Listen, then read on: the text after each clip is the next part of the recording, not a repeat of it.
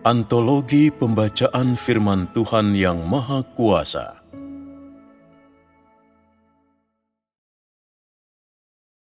Perkataan Kristus pada mulanya. Bab 15. Penampakan Tuhan telah muncul di semua gereja. Itu adalah Roh yang berbicara.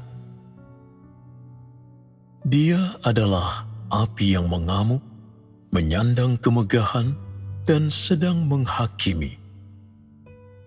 Dialah Anak Manusia yang berpakaian jubah sampai ke kaki dan mengenakan ikat pinggang dari emas. Kepala dan rambutnya seputih bulu domba, putih seperti salju, dan matanya seperti nyala api, dan kakinya seperti tembaga mengkilap, seakan-akan membara dalam perapian, dan suaranya bagaikan gemuruh air bah. Dan di tangan kanannya ada 7 bintang, dan dari mulutnya keluarlah sebilah pedang tajam bermata 2, dan wajahnya bercahaya bagaikan matahari yang bersinar dengan terik.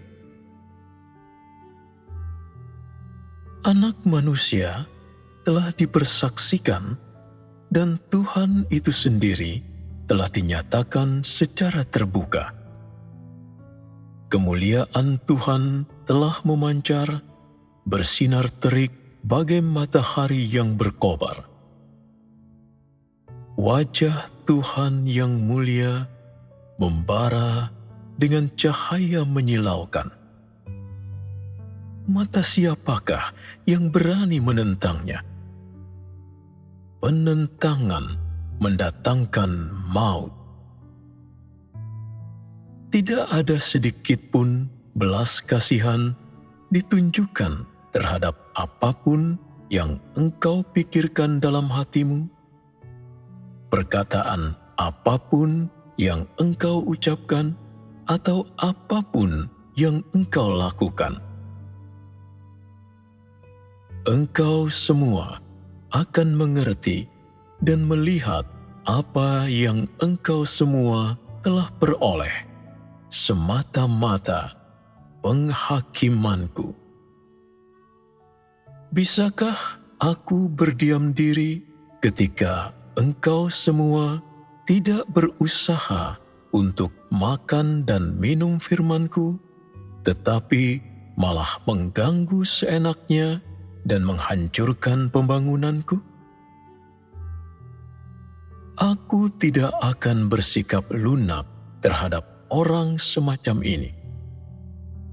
Jika perilakumu merosot semakin parah, engkau akan dibakar dalam api.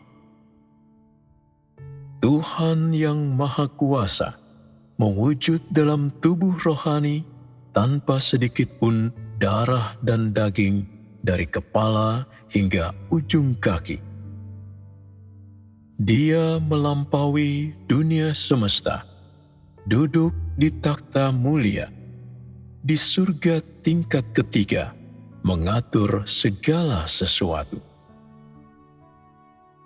Alam semesta dan segala sesuatu ada dalam tanganku.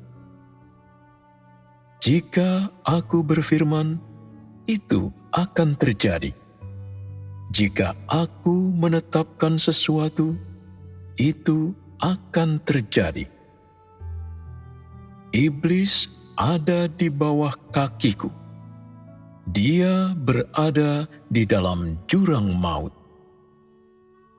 Ketika suaraku diperdengarkan, langit dan bumi akan berlalu dan menjadi tak berarti. Segala sesuatu akan diperbarui. Ini adalah kebenaran yang tidak dapat diubah, yang sepenuhnya benar. Aku telah mengalahkan dunia dan juga semua yang jahat. Aku duduk di sini berbicara kepada engkau semua, dan barang siapa yang bertelinga harus mendengarkan, dan semua orang yang hidup harus menerima. Hari-hari akan berakhir. Segala sesuatu di dunia akan tak lagi berarti, dan segala sesuatu akan dilahirkan kembali menjadi baru. Ingatlah ini, jangan lupa, tidak bisa ada ambiguitas. Langit dan bumi akan berakhir, tetapi firman-Ku tidak akan berakhir. Biarkan aku menasihati engkau semua sekali lagi. Jangan berlari dalam kesia-siaan. Bangunlah, bertobatlah, dan keselamatan sudah dekat. Aku telah muncul di antara engkau semua, dan suaraku telah diperdengarkan. Suaraku telah diperdengarkan di hadapanmu. Suaraku berhadapan muka denganmu setiap hari, segar dan baru setiap hari. Engkau melihat aku, dan aku melihat engkau. Aku berbicara kepadamu terus-menerus dan berhadapan muka denganmu. Namun, engkau menolak aku dan tidak mengenal aku. Domba-dombaku bisa mendengar suaraku, tetapi engkau semua tetap saja ragu-ragu. Engkau ragu-ragu, hatimu telah menebal, matamu dibutakan oleh iblis, dan engkau tidak dapat melihat wajahku yang mulia. Sungguh menyedihkan dirimu, sungguh menyedihkan. 7 roh yang ada di hadapan takhtaku telah diutus ke seluruh penjuru bumi, dan aku akan mengirim utusanku untuk berbicara kepada gereja-gereja. Aku benar dan setia. Akulah Tuhan yang menguji lubuk hati manusia yang terdalam. Roh Kudus berucap kepada gereja-gereja, dan itu adalah firman-Ku yang mengalir keluar dari dalam Anak-Ku. Barang siapa yang bertelinga harus mendengarkan. Semua orang yang hidup harus menerima.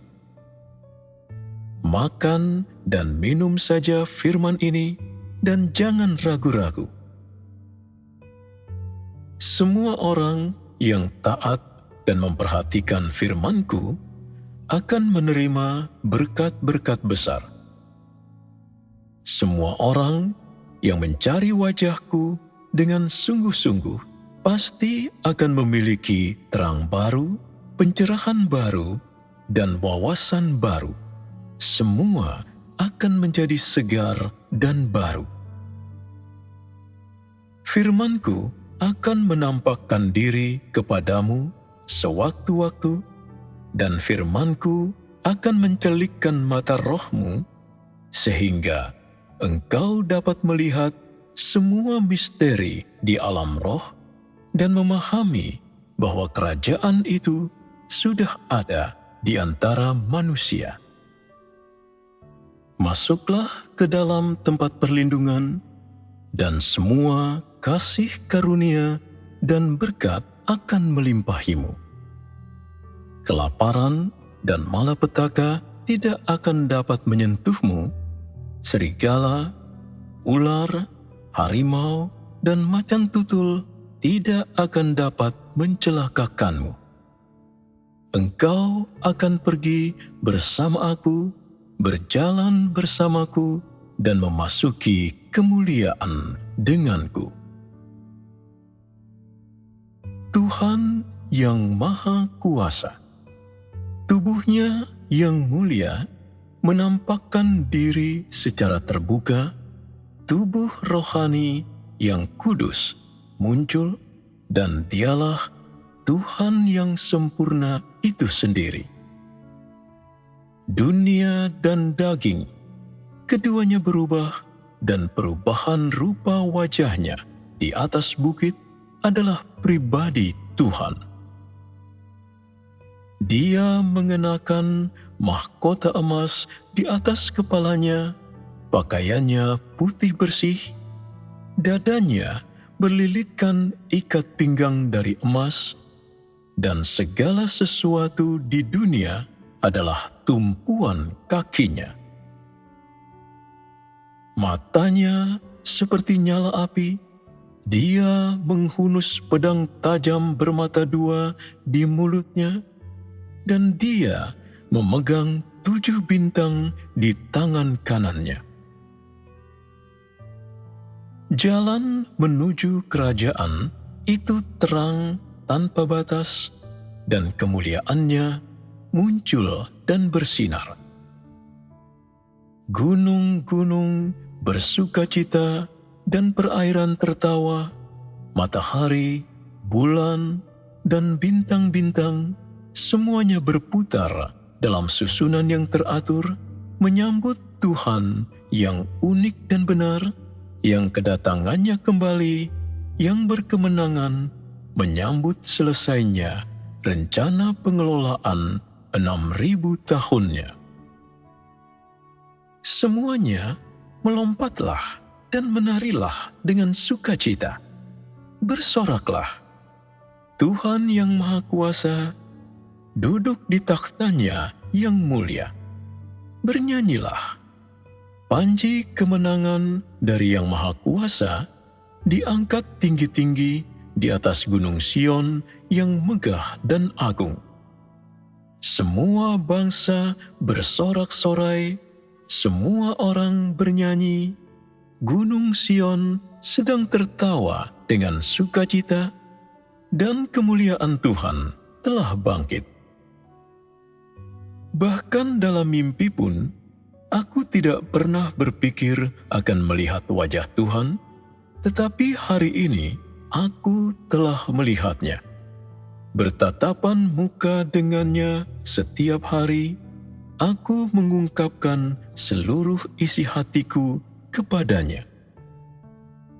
Dia menyediakan makanan dan minuman dengan berlimpah. Kehidupan, firman, tindakan, pikiran, gagasan, cahayanya yang mulia menerangi semua itu.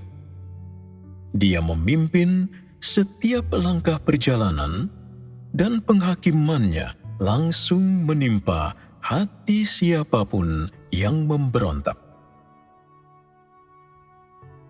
Makan, tinggal, dan hidup bersama Tuhan, ada bersamanya, berjalan bersama, menikmati bersama, mendapatkan kemuliaan dan berkat bersama, berbagi tampuk kerajaan dengan Dia, dan bersama di kerajaan, oh, sungguh menyenangkan. Oh, betapa manisnya. Kita bertatap muka dengannya setiap hari, berbicara setiap hari dengan Dia, dan terus-menerus bercakap-cakap, serta diberi pencerahan baru dan wawasan baru setiap hari. Mata rohani kita terbuka dan kita melihat segalanya. Semua misteri roh terungkap kepada kita. Kehidupan kudus bebas dari kecemasan. Berlarilah dengan cepat dan jangan berhenti, dan teruslah mendesak maju. Kehidupan yang lebih menakjubkan menanti di depan. Jangan puas hanya dengan rasa manis. selalulah berusaha untuk masuk ke dalam Tuhan. Dia mencakup segalanya dan berlimpah, dan memiliki segala hal yang tidak kita miliki. Bekerja samalah secara proaktif dan masuklah ke dalam Dia, dan segalanya tidak akan sama lagi. Hidup kita akan menjadi transenden, dan tidak ada orang, materi, atau hal yang dapat mengganggu kita. Transendensi. Transendensi. Transendensi sejati. Kehidupan transenden Tuhan ada di dalam, dan semua hal menjadi benar-benar santai. Kita melampaui dunia dan hal-hal duniawi, tidak merasakan keterikatan terhadap suami atau anak-anak. Kita mengatasi kendali penyakit dan lingkungan. Iblis tidak berani mengganggu kita. Kita benar-benar melampaui semua bencana. Ini memungkinkan Tuhan untuk mengambil tampuk kerajaan. Kita menginjak-injak iblis di bawah kaki, berdiri sebagai saksi bagi gereja, dan secara menyeluruh menyingkapkan wajah buruk si iblis. Bangunan gereja ada di dalam Kristus, tubuh yang mulia telah muncul. Inilah hidup dalam pengangkatan.